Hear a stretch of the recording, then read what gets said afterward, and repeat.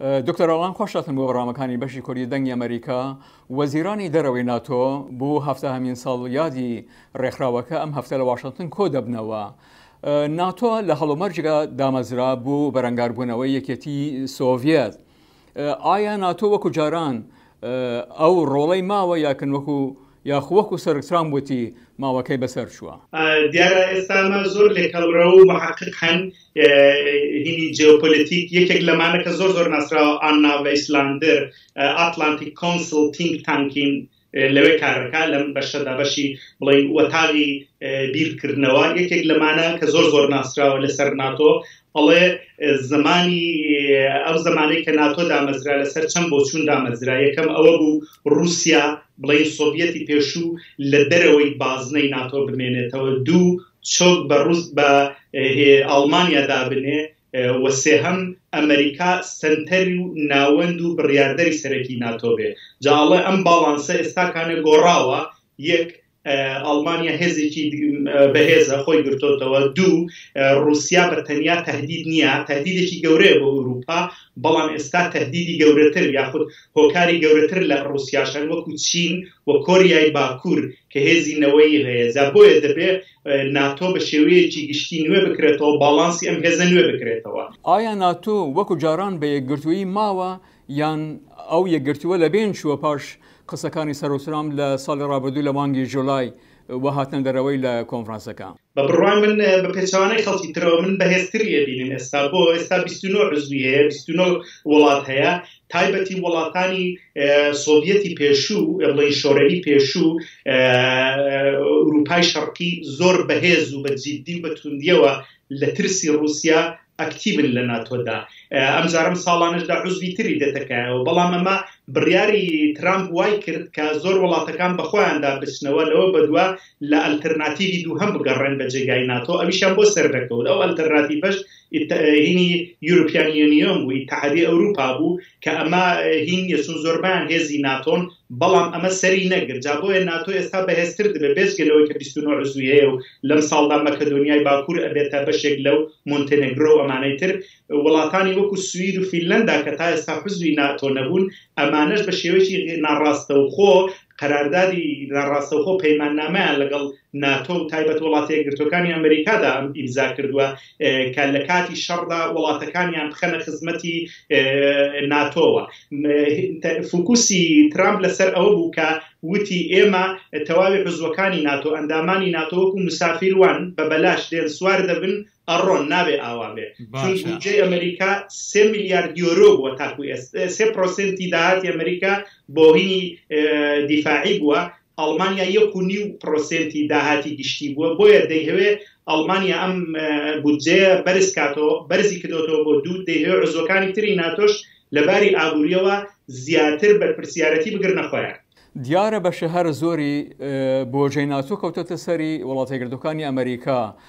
ئەم بۆجەیە بە چیەوە گرێدراوە؟ ئەمە زۆرتر بە بڕیاری وڵاتەکانەوە گرێدراوە. ئەو زەختەی ئەمریکا کە ترامپ کەوتی ئێمە لەمە بەدووە پێداچوون دەکەینەوە، ترسێکی زۆری لە ئەوروپایەکان نیش تایبەتی لە وڵاتانی سنووری دەریای باڵتی کە سنووری نزیکی رووسیان و ترسی رووسیان بە شێوەیەکی گشتیە. بۆ نمونە ئەم فینلاندی کە ئێمە لێ دەژین کە لە دەرەوەی ناتۆشە هەمویان ئامادەن بودجەیەکی زۆرتر تەرخان کرد، واتە تاکتیکێکی باشی کرد. بۆ نمونە بودجەی ناتۆ لە ساڵی پاردا 100 میلیارد دلاری خرج بۆ ناتۆ. ئیتر ئەم بودجەیە وڵاتانی تر پاسیو بوون لە دانیدا. بۆیە هەم ناتۆ نوێ دەکرێتەوە، هەم بودجەکەی بۆ نوێ دەکرێتەوە و هەم دایانهەوێت سیستەمی دیفاعی بۆ ڕۆژهەڵاتی ناوەڕاستی بەرزکەنەوە. بۆ نمونە ئێستا ناتۆ وەکو سیستەمێکی بەرگری لە وڵاتانی ئاسیایی و ئەمانشدا داواکاری زۆرە. ئۆردن داواکاریەتی، ئازەربایجان داواکاریەتی کە ئان دایرێک ناڕاستەوخۆ بەشدار بن. لە دەیەکانی ڕابردوودا ئەمریکا بەتەنیا نەچۆتە هیچ شەڕێکەوە. ئایا ئەمریکاشتە پێوەستی بە ناتۆ ماوە؟ بەڵێ بە بڕوای من پێویستی پێماوە. ئەگەر بۆ لەباری دیارەخۆ قوتبی ئەسلی داینامۆی ئەسلی ناتۆ هەرە وڵاتە یەکگرتوەکانی ئەمریکایە. هەر بۆیە وڵاتانی تری ئەوروپاش دانەوێت لشکرەکانیان ئەسکەرەکانیان بەهێزترکەنەوە، ئەرتەشی منەزەم دروستکەنەوە کە هێندا پەیوەندیان بە ئەمریکاوە نەبێ، بەڵام تا ئێستا نەیانتوانیوە. بەڵێ بۆ هەموو تەداخولێک کە لە ڕۆژهەڵاتی ناوەڕاستدایە پێویستیانە. بۆ نمونە ناتۆ لە ساڵی 1990 ئەمانەوە دوای تێکچوونی نەوەدەکانەوە تێکچوونی سۆڤیەتەوە هینگووە حاڵەتێکی پەسیوی گرت تا 2010 لەگەڵ رووسیا پەیوەندێکی پۆزیتیوی هەبوو بەڵام لە 2010 دوای وەی کە رووسیا 2014 کریمی داگیر کرد ئیتر ئەمە پێویستێکی زیاتر بە ناتۆ هەیە تایبەتی لەلایەن ئوروپاوە بەڵام بۆ هەر تەداخولێک بۆ نمونە 2003 کە هێرشی کردە سەر یوگسلاوی پێویستی بە وڵاتانی تری ئوروپای و عزوی ناتۆ بوو بۆ ڕۆژهەڵاتی ناوەڕاست هەر تەداخولێک کە ئەکسپت تەئید و ئۆکەی وڵاتانی عزوی ناتۆی دێ بۆیە پێویستیان بە حزبی تریش هەیە چون ترسەکانی ئەوەی کە ناتۆ دروستکرا بۆ بەرگری لە بەرابەر وەرشۆدا ئێستا لە وەرشۆ هێزی بەهێزتر هەیە وەکو چین و رووسیا و کۆریای باکوور کە بەیەک و ئیتفاقیان هەیە بە عەلاوەی وڵاتانی ئیسلامی وەکو ئێران و ئانەش کە ناڕاستەوخۆ لەگەڵەوانن. ئێمە ئەزانین ناتۆ هاوپەیمانەیەکی لەشکریە بەڵام لە ڕاستیدا ئایا ناتۆ بۆ پاراستنی ئاشتی و ئاسایش دامەزراوە یان بۆ پاراستنی بەرژەوەندی ئەو وڵاتانی کە تێدا بەشدارن؟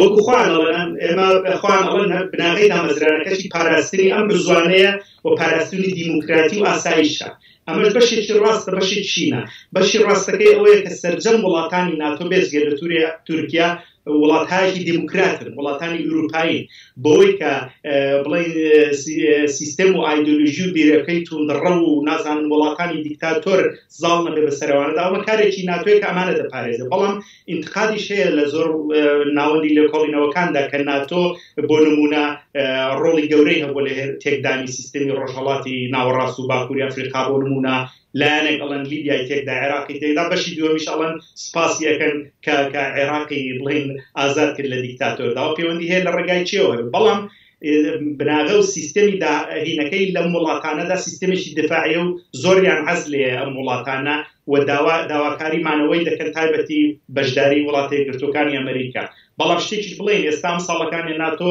پرۆژەی گرنگی هەبوو لە ئۆردۆن سیستەمی بەرگری ژنانی تەقویەت کرد یەکێک لە کارەهەرە گرنگەکانی کە کردی کەوتی ژنەکانیش ئەبێ ئاکتیو بن لە ئەرتەشی و پارێزگاری و کارهای خەدەماتی بۆ دیفاع لە وڵاتەکەیاندا ئەمەش لە خزمەت گوزاریەکانیان بوو. تورکیا ئەندامی ناتوویە بەڵام وەکو دەڵێن لە خۆباییبوونی ئەردوگان و مانۆڕەکانی ئەم دوایدا لەگەڵ رووسیا ئەو جۆرە پابەندیەی جارانی نەماوە چۆن دەڕوانە ئایندەی تورکیا لە ناتۆ؟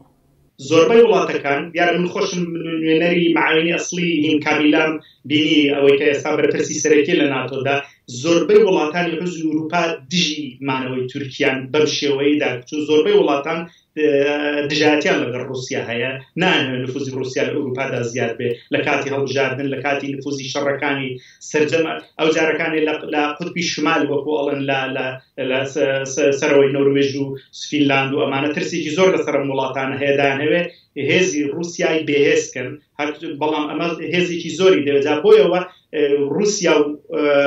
رووسیا لەگەڵ تورکیا پەیوەندیەکی زۆر گرنگی هەیە یعنی ئەمانە بۆیان حەزم ناکرێت خۆشیان دەڵێن ناتوانێت حزبی ئێمە بێ و لەگەڵ دوژمنەکەی و ڕقیبی ئێمە ئاوە پەیوەندێکی گەرمی هەبێ و موشەکی S-400 لەوان بکڕێت جا بۆیە زۆر بەگومانەوەن بەڵام ئێستا دایان هەوێ سنوورەکانیان بەهێزکەنی تەحادیە ئەوروپا تایبەتی یوروپیان یونیۆن دوای ئەمە پێویستیان بە ئەردۆغان نەمێنێ و لە هەڵبژاردنەکانیشدا زۆر وڵاتانی ئوروپایی شایان دەربڕی خۆشحاڵ بوون بەوەی کە JHP سەرکەوت کە JHP یەکێک لە بناغەدارەزەرانی پەیمانی ئاتلانتیکی شمالی ناتۆیە بۆیە کە AKP و ئەردۆغان زەعیفتر ببێ پەیوەندی تورکیا گەرم و گوڕتر دەبێت. دکتۆر ئالان ساڵەزادە لێکۆڵەری بواری جیۆپۆلیتیک زۆر سپاس.